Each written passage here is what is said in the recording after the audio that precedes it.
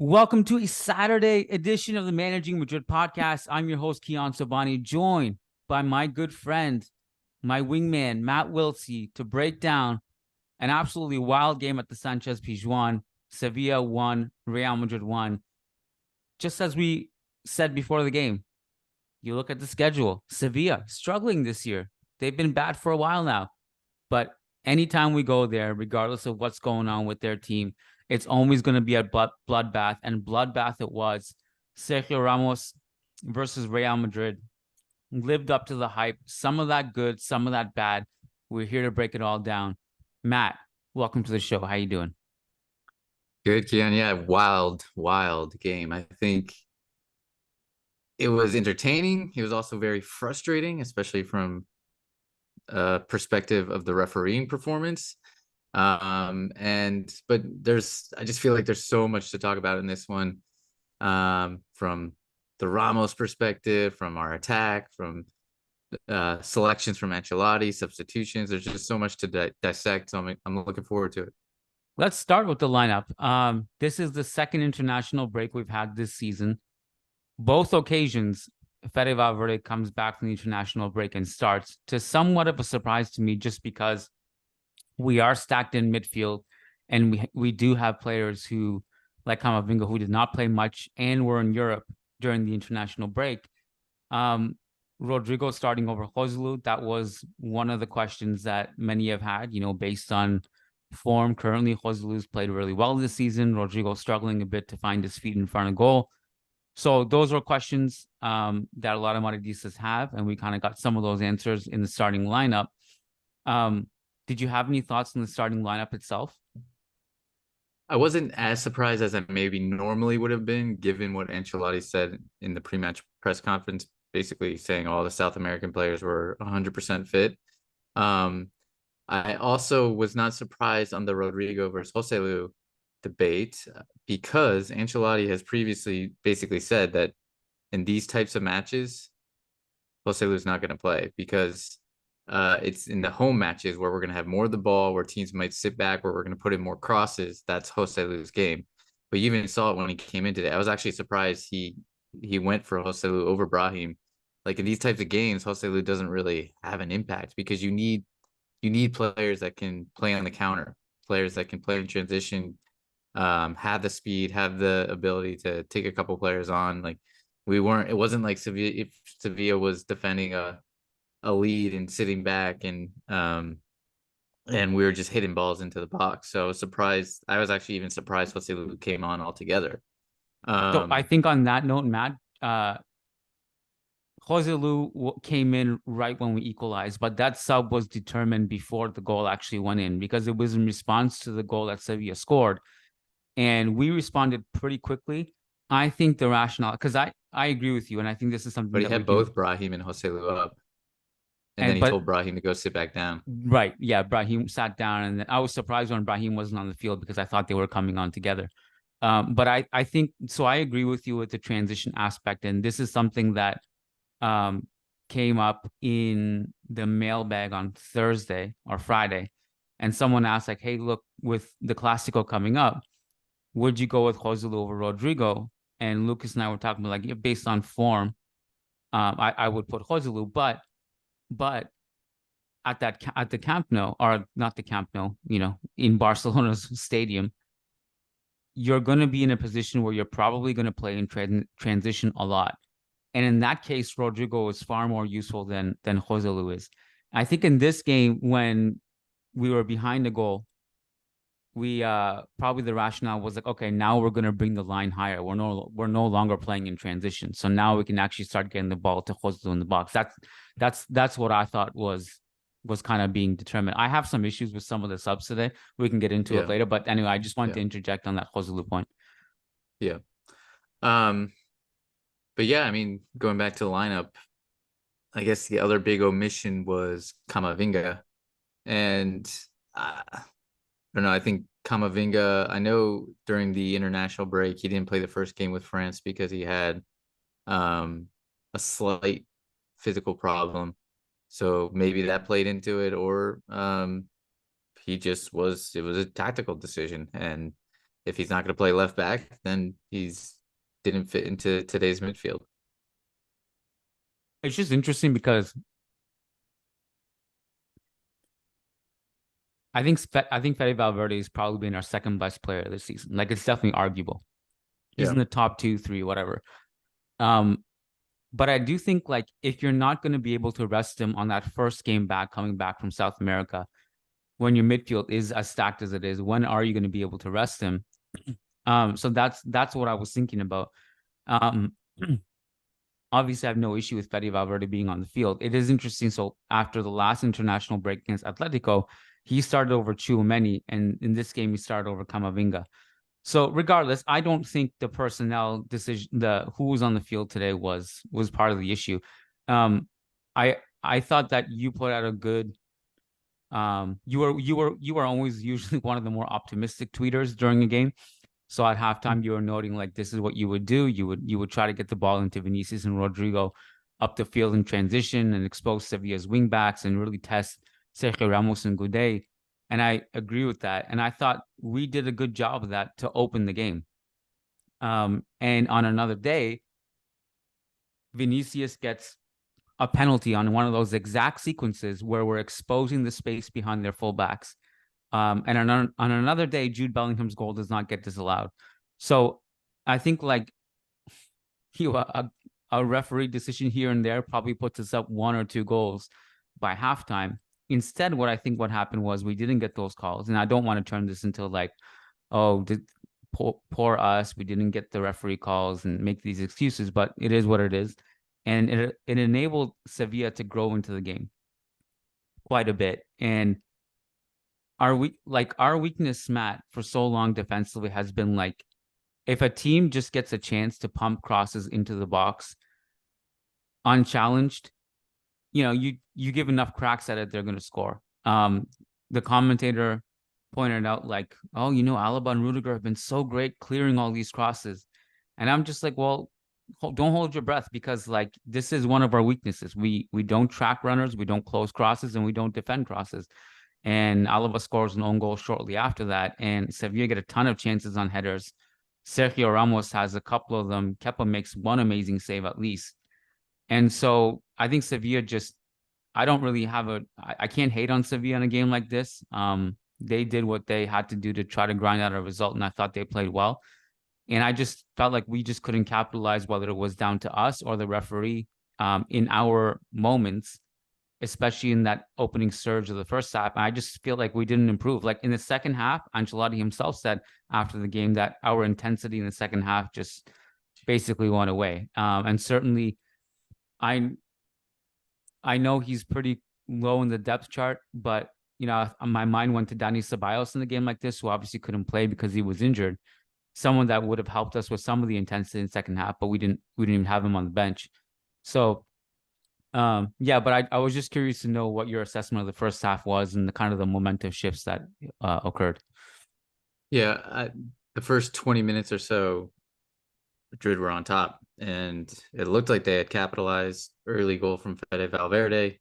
That one was, I guess he's offsides. His heel, a portion of his heel makes him offsides, even though he's facing the other direction and Ramos is facing towards goal. I mean, I just get really frustrated. Like, by the letter of the law, I guess that's offsides, but it's not what the rule was intended for. And it's frustrating. And so obviously that one gets taken away. You had the second one that gets taken away, which was just bizarre altogether. I don't know. The referee lost total control of this match. Yeah. And then those were 2 early goals within the opening 20 minutes disallowed. And obviously when you always talk about, like, as teams, especially if you're kind of getting battered by another team in the first 15 minutes or so, you just try to weather that storm. You just try to get through the first 15 minutes, and then after that you start to grow into the game. And that's what happened for Sevilla. They managed to weather the storm. They got some fortunate calls, and then they grew back into the game. And I think when we were on top, we tried to capitalize on it, but maybe we should have done more, and should have been more effective in front of goal, and should have taken advantage of that momentum. Because I think you really did start to see, as you mentioned, Kiyan, like towards the end of the first half and definitely into the second half, like you just saw the tiredness. Like Bellingham looked tired. Vinny and Yeah. Rodrygo looked tired. Like you just start to saw the level go down and the intensity go down, and we couldn't match what we were doing the first 20, 30 minutes. Like of all the referee decisions, the offside one I have the least problem with because, as you said, letter of the law, that's what you look at. Maybe it wasn't intended for moments like this, the offside rule, but at the same time, you need some kind of system of measurement so that it's not open to interpretation. And even if it's a millimeter, if it's offside, it's offside. That's the one I had the least problem with. The one that Jude scored that got disallowed was just crazy to me because it was just a severe moment of incompetence, and you can cry out whether it's a robbery or whatever. With this referee, we don't have a great history with him. Not a great track record of getting calls right. But that moment was crazy because the Sevilla player, do you remember who it was that got fouled? I don't, off the top of my head. I think it was Lucas Ocampos. So Lucas Ocampos will roll with that. He doesn't get fouled because the referee didn't call a foul. The challenge is Rudiger. He goes down. The referee looks at Ocampos and gestures to him, get up, no foul. And then Real Madrid go on a transition attack. And he's like, oh, hold up. And he calls the foul. But he didn't actually call the foul. He stopped it for injury because there was a drop ball after. So it wasn't a free kick. And so it wasn't a head injury. Like it was just a gross moment of incompetence that totally like is unacceptable at this level. I accept mistakes. We're all human. But that was just something beyond, something I haven't seen. A referee telling a Sevilla player to getting up, see Real Madrid on a transition break, and be like, no, hold up. Actually, change my mind. That was crazy. And again, he didn't change his mind. You can't just stop a play for something like that because a player falls if it's not even a head injury. Yeah, and I've changed my opinion on this. I used to be of the opinion like I hated to talk about referees because so much of Spanish football always focused on referees.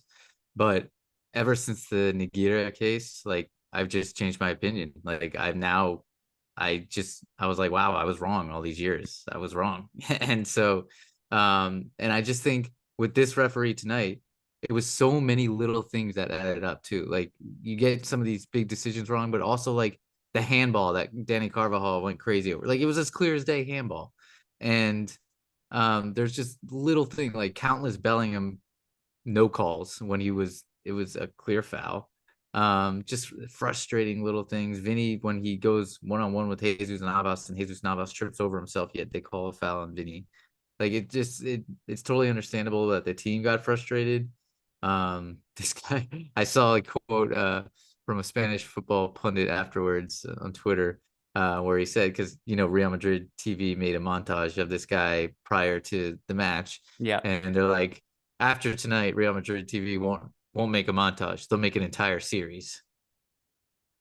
Netflix doc, I'd watch it. Yeah, Netflix doc. You could make a doc from this game. I mean, the Vinicius Navas non-penalty call.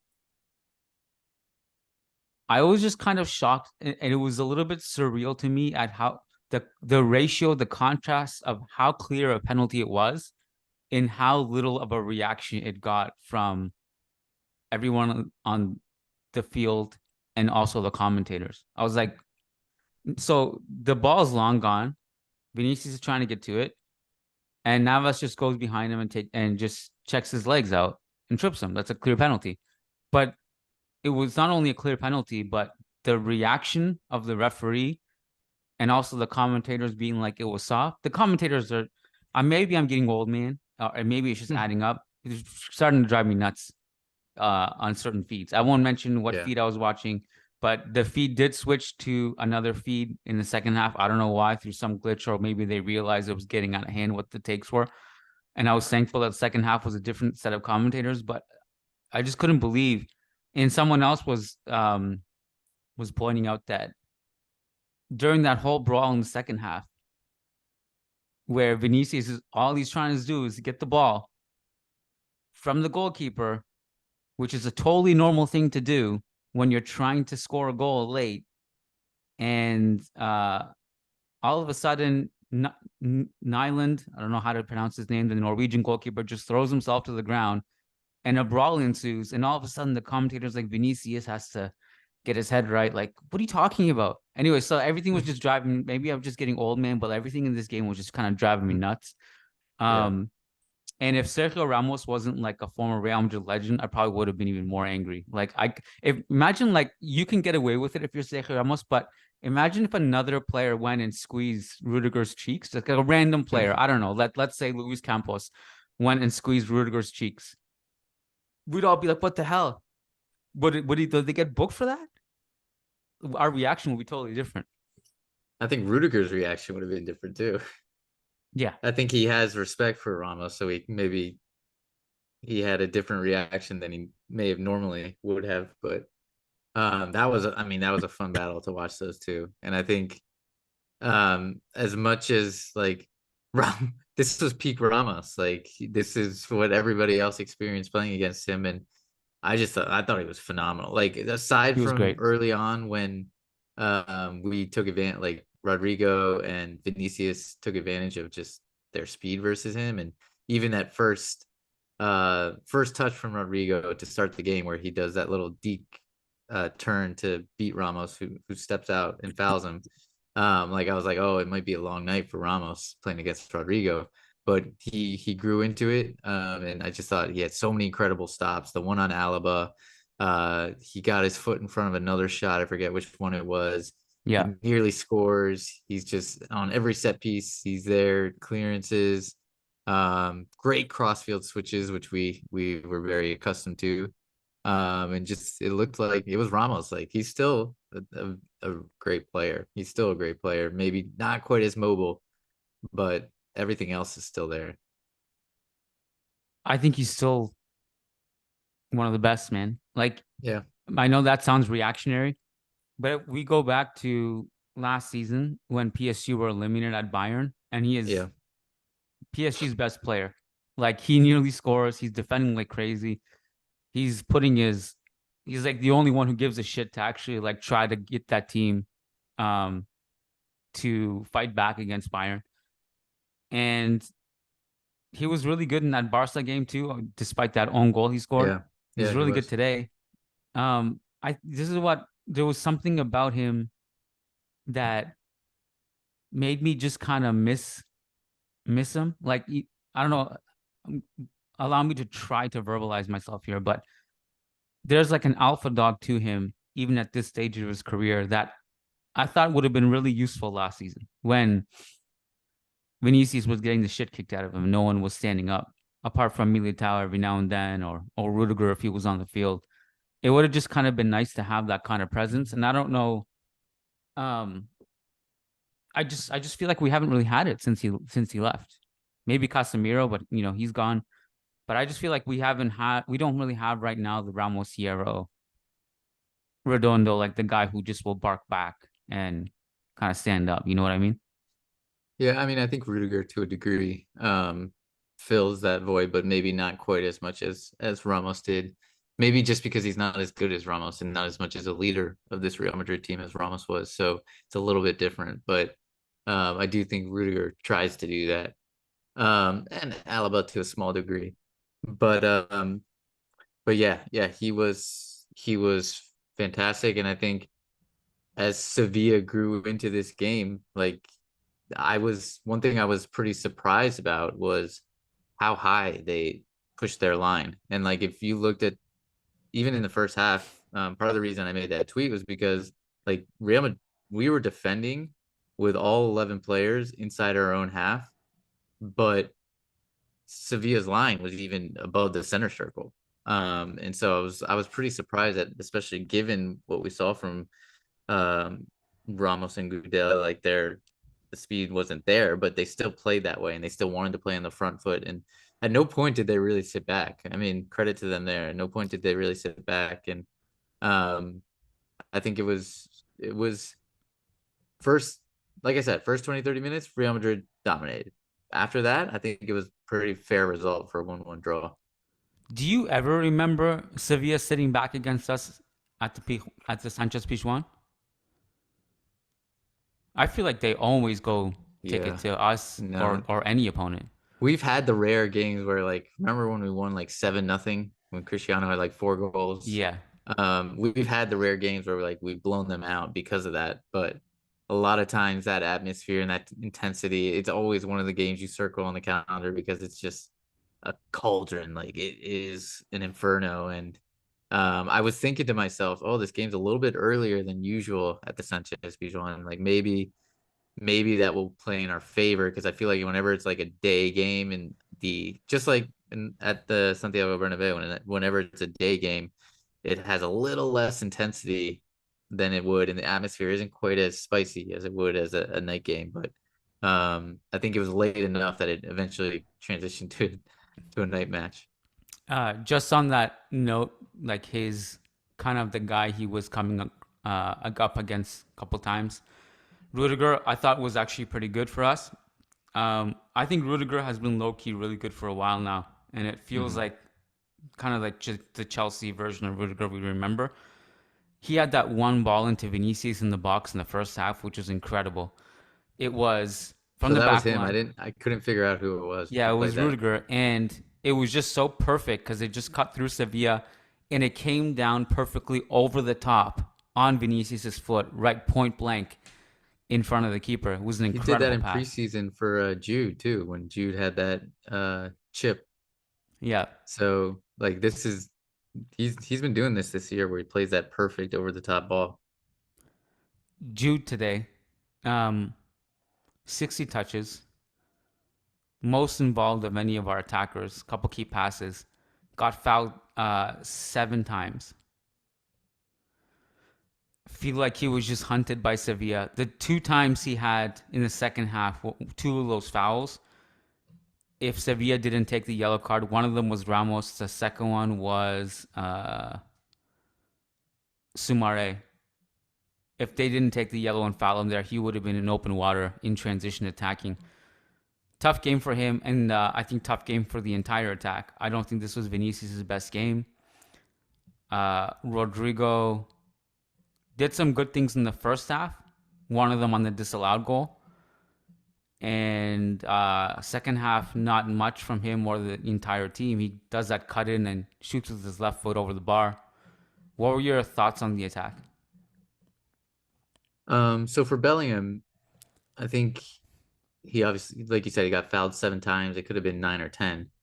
He's the most fouled player in La Liga, and I think just like with Vinicius Jr., the scouting report's starting to get out, and I think people are just going to try and stop him whichever way they can, foul him, slow the game down, don't let him get into open water.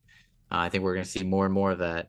One thing I'll push back on though with Bellingham is some of these fouls. I think he can keep going. Like sometimes I think he goes down too easily. And some of them I think he can push through and try and keep going, and it'll be to the better advantage of Real Madrid. And I didn't think he had, because of the stop start nature and because every time he got on the ball he was taken down. Like I didn't think he had a great game. I don't think he was very impactful. I think this is probably one of his quieter matches in a Real Madrid shirt. Um, and as for the rest of the attack, I think Rodrygo, it's getting frustrating. Like I believe in this guy. I think he's got what it takes to be a Real Madrid starter. I think he's got the talent. We've seen it before. We've seen him convert these goals. Like it's so insanely frustrating, especially today when he brought down that Fede Valverde cross. Looked like perfect touch.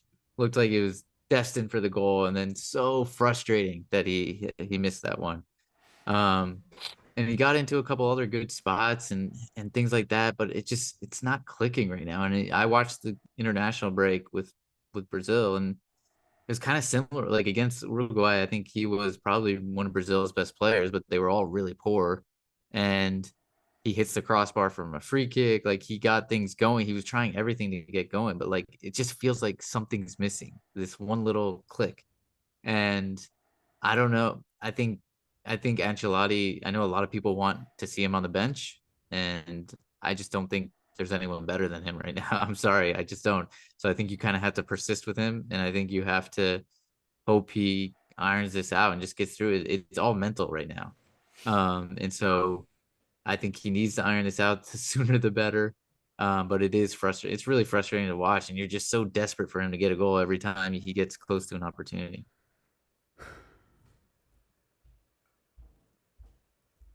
I think there's no one better than him based on talent. But like, I'm just thinking based on merit. I really like what Brahim has been doing in these limited minutes. Even today, like even though it was very limited minutes, like one of his first touches, he's just flying back for like this incredible tackle to win the ball and win the ball in midfield and get the team moving. So like I don't know, like it's kind of tough to judge because he comes in when the game state is usually different in the second half. He has more energy. And Joselu again, I think has been playing good. You did bring up the point about the home and away thing. This is why I also think it's not going to happen. If fans want Joselu to start the Camp Nou at Barca, it's just not going to happen. I think the other thing though, Kiyan, is I think sometimes fans and even myself included, like we zero in so much on the goals and assists and like don't look at everything else he brings to the table because we're getting frustrated with all the chances he misses. Like against Napoli, that was probably a poor game, but even then, like there's like tons of moments within that game where he turns it to player, carries the ball up the field, brings you 40, 50 yards up the pitch, and then releases it to Vinicius. And like, or even today where like Vinicius had that one-on-one where he broke free and he kind of slowed down and looked like he was waiting, like Rodrygo was right running with him, and he slowed down and looked like he was going to try and force the pass when really I think he should have just kept going and then passed it to Rodrygo. But like moments like that, like if Rodrygo just gets these goals or these tap-ins, or like how much does the narrative change? Because there's been a lot of games where he's played really well, but he just hasn't gotten the goal.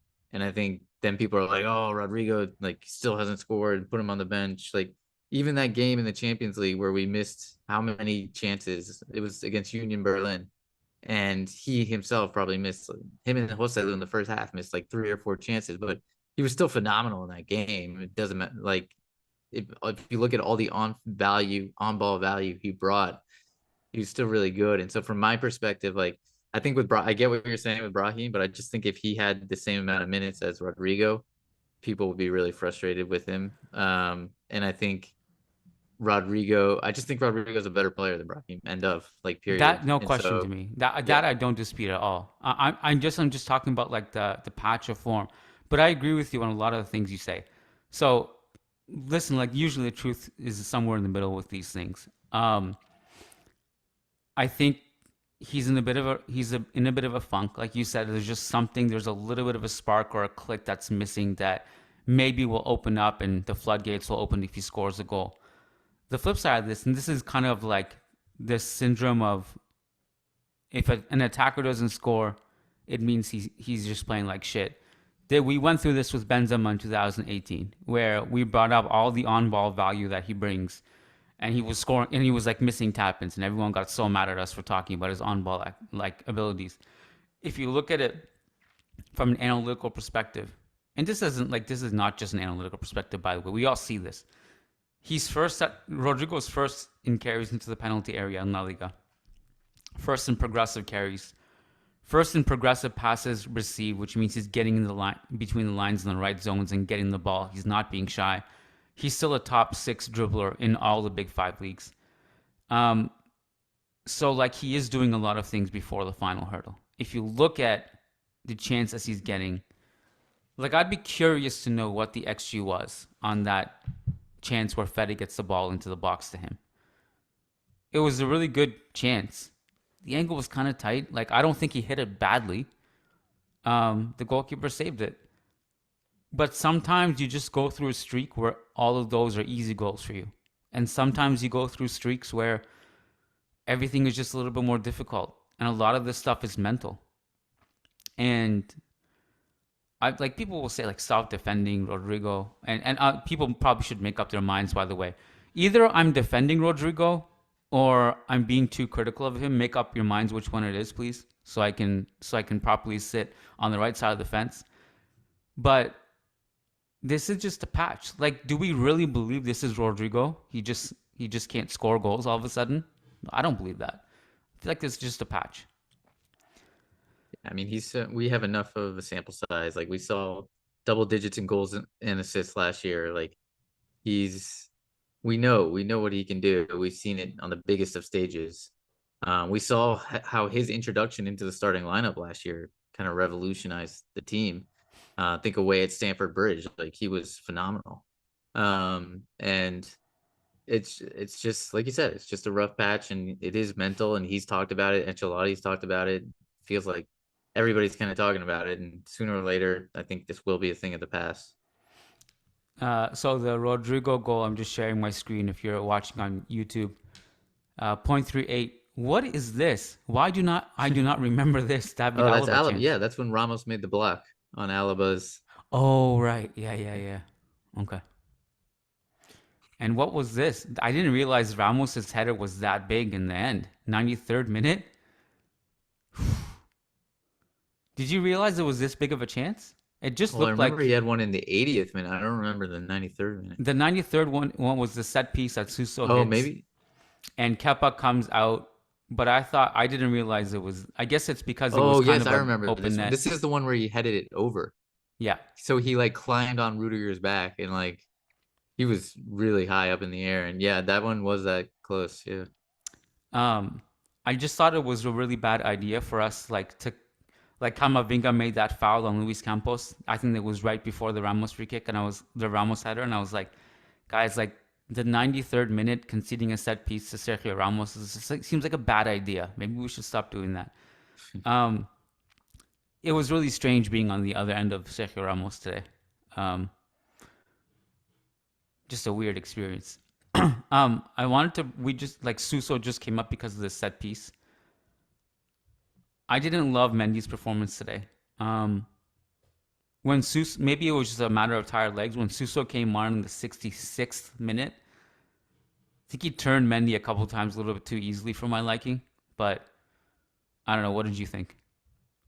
I mean, I thought first half at least he was really solid, and he had some one-on duels with Luke Bacchio, who I thought was terrible for Sevilla. But Mendy won all of them. And that one shoulder shove on Jesus Navas was a ridiculous call from the referee. Another one, like it was a shoulder shove, and Navas just embellished it. But he gave us nothing in the final third, like nothing.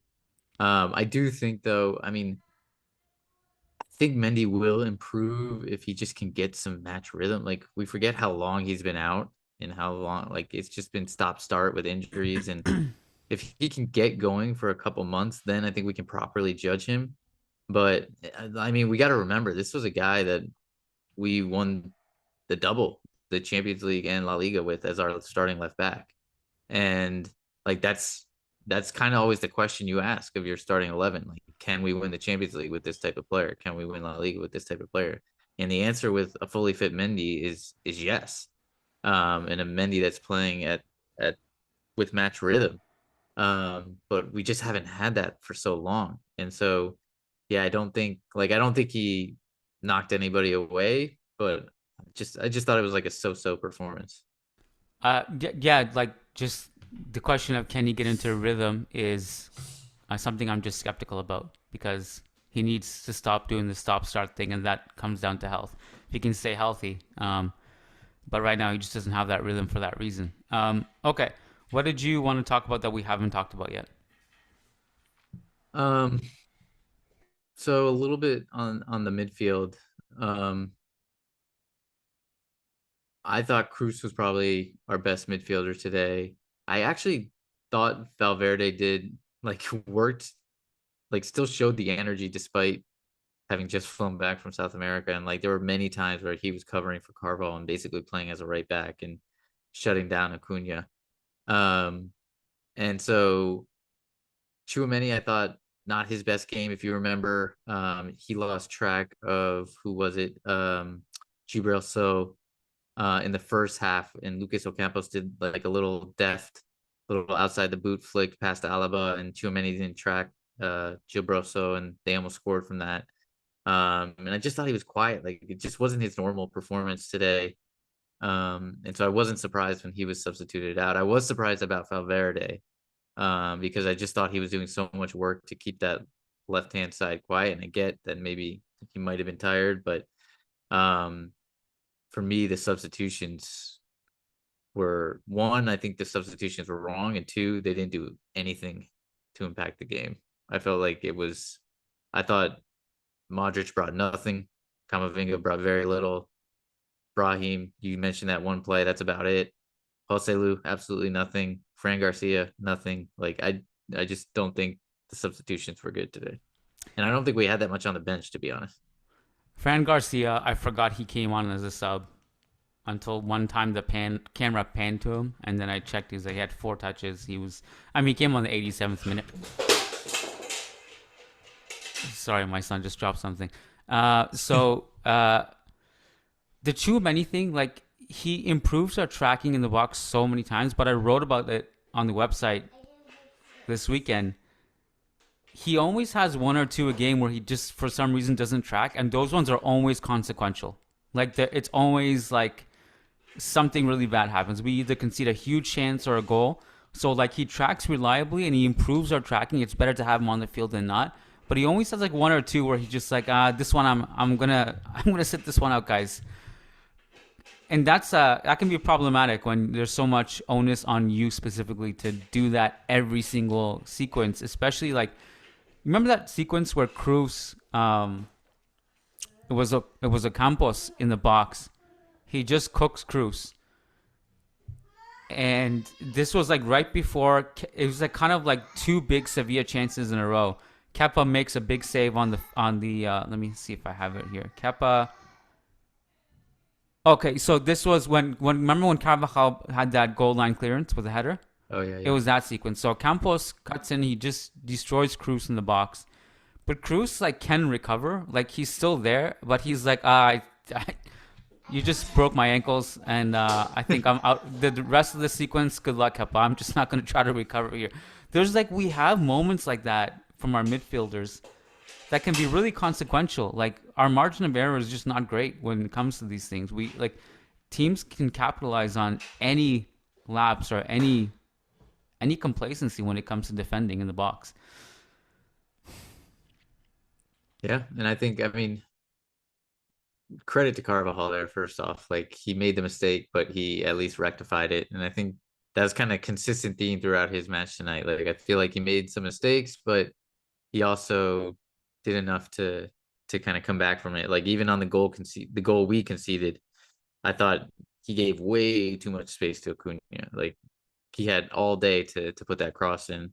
But obviously it's Carvajal who pops up with a really great header inside the box to equalize. And so like I felt like that was kind of his match. It was mistakes, but hey, what he did after the mistake rectified that. And for the most part, I thought he was pretty solid and put in another good shift. Yeah.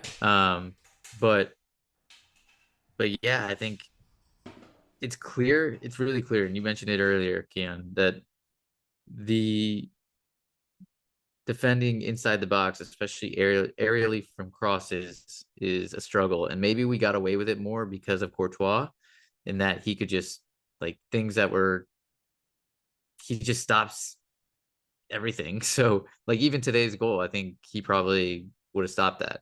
And not to say like it was terrible by Kepa, but it was just, I just think Courtois would have stopped it. And I think maybe now we can't get away with those things that we previously would have because of Courtois. And so we're going to get found out on that front. And it's starting to become a worrying theme for this defense, because Atleti used it, Sevilla's using it. I'm sure other teams will use it. We saw how well Osimhen did aerially against us. Like that's the type of thing that's going to continue to happen as teams scout us out and see, like, particularly Alaba. Like we knew even when he joined Real Madrid that this would be a potential issue, but I feel like it's really starting to show itself in the last few weeks. Um, just want to go back to a point you made much earlier in the podcast that I wanted to revisit. Um, we were mentioning that there was a moment where Vinicius could have passed it to Rodrygo a little bit sooner. I didn't love Vinicius's decision making in this game. I thought he tried to do a little bit too much against Gunde when he came up against him. Um, there was that Rodrygo instance. I don't even know if it was the same instance you're talking about, the one I have in my notes. There was also one where he had Cruz open for a cutback who was wide open for a shot, and he decided to just dribble into a couple defenders instead. Uh, Again, maybe you can chalk this up to coming back from Brazil, first game back, and maybe you expect the whole team to raise their performance against Barca next week. Yeah, I didn't really do too much of a deep dive into stuff after the game because we recorded pretty much after the game. Where do you want to go next? We have a few minutes left. Well, what were your thoughts on the substitutions and Ancelotti's choices Right. there? Yeah, that's what I wanted to talk about. The thing is, like, I don't know how many. Like, it's not like he had that many options. Like, who did the only to put things into context, Matt? The only two players on our bench, the only three players on our bench that did not get minutes. One was Diego Pinheiro from Castilla. The other one was Andre Lunin, and the other one was Lucas Vasquez. So, like, what would you have done differently, realistically speaking? You didn't have Ceballos. I wouldn't have made the subs, honestly. Oh, you would have just rolled it out? That's fair. Yeah, I think we were starting to grow into it. Ancelotti complained after the game. I don't know if complain is right, but he noted after the game that there wasn't enough energy in the second half. Well, you took off your athletic players for Modric, and you kept Cruz on. So, what did you expect, really? And I don't even think, like, Modric's role in this game was just maybe in his mind it was like, this game is really intense, it's getting out of control. Someone with cold blood like Luka Modric can slow this game down. And Modric's role in this game was essentially going to drop deep and just slow it down and kind of slow down our build up a little bit and bring some more composure to the midfield. Yeah, I don't know. Like, I don't know if I would have taken Tchouaméni off. Again, I said this before, but, you know, Ceballos would have been more ideal in a game like this if you had him, but he didn't. So I think it was a matter of Ancelotti probably had predetermined subs in his head because it was the international break.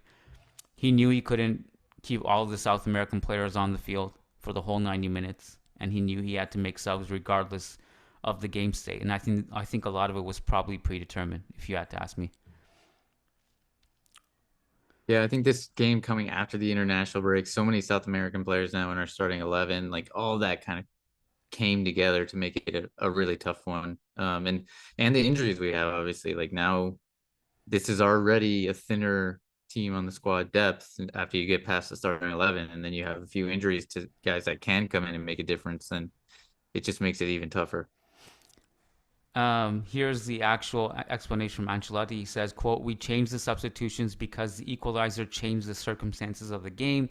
We then wanted more balance and not to risk so much. That's why I only changed Joselu for Rodrygo.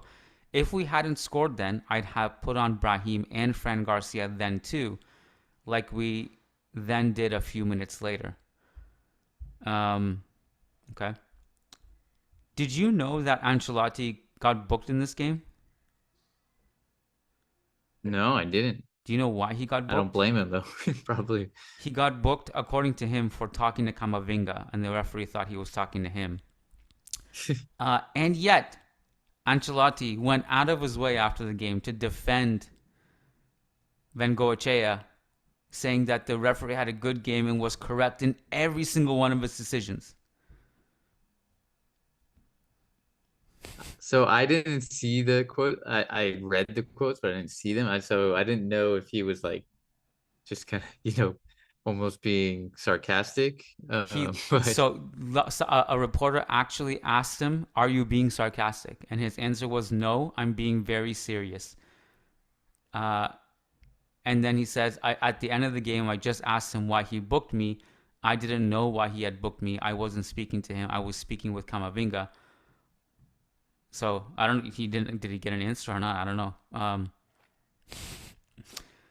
So yeah, I feel like if he wanted to be really diplomatic about it, he could have just not brought it up to refereeing. But he actually said he got all the correct decisions, and said that it was the counter was stopped because the referee wanted to check the health of a player. I'm just gonna skim some of the post game pieces on Managing Madrid. By the way, on Managing Madrid right now, there's a bunch of features. I wrote a massive 3,000 word tactical column that you can go read. It's called 10 Tactical Observations on Real Madrid. Siddharth Ramsundar wrote about Xabi Alonso, positionism, relationism, and fractals. There's a bunch of post game content. So I'm just doing a quick skim. One of Ewan's questions was, would the Real Madrid TV video influence the Burgos Bengoechea? Obviously not.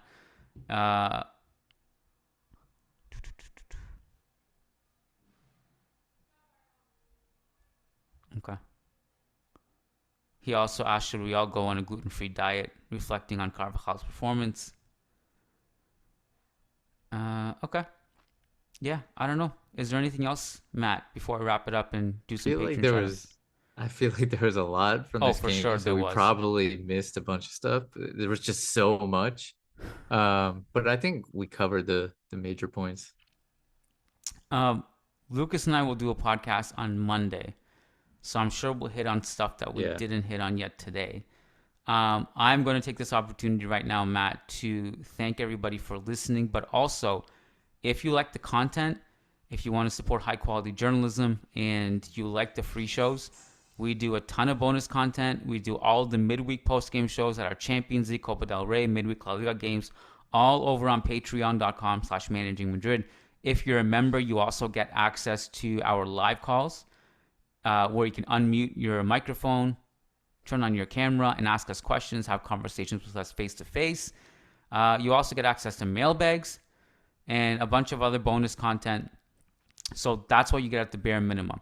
We also wanted to give a quick shout out to all of our patrons who pledged $10 or more, because if you pledge $10 or more per month, not only do you get guaranteed responses to your questions, you also get access to every single piece of content we do, and you get a specific shout out on the podcast. So shout out to these $10 plus patrons as follows: Brandon Alvarez, Willie Reed, Will Sousa, Wamik Jamal, Walker Kuvan, Tobias Arroyo Botcher, Tahmid Kalam, Sushank Damala, Sujai Wani, Somanchu Singh, Sheikh Hatiri, Sergio Arispe, Santos Solorzano, Samuel Justin, Samar Z, Sai Mohan, Sasi Kumar, Rishi D, Phoenix, Peter Powell, Paulo Fierro, Patrick Diafati, Oscar Barrera, Nico Laxo, Nicholas Moeller, Nick Ribeiro, Nelson Mazariego, Naveen Babu, Ramesh Babu, MJ Diego, Michael Zinberg, Marin Myrtle, Matthew Atkins, Martin Ridman,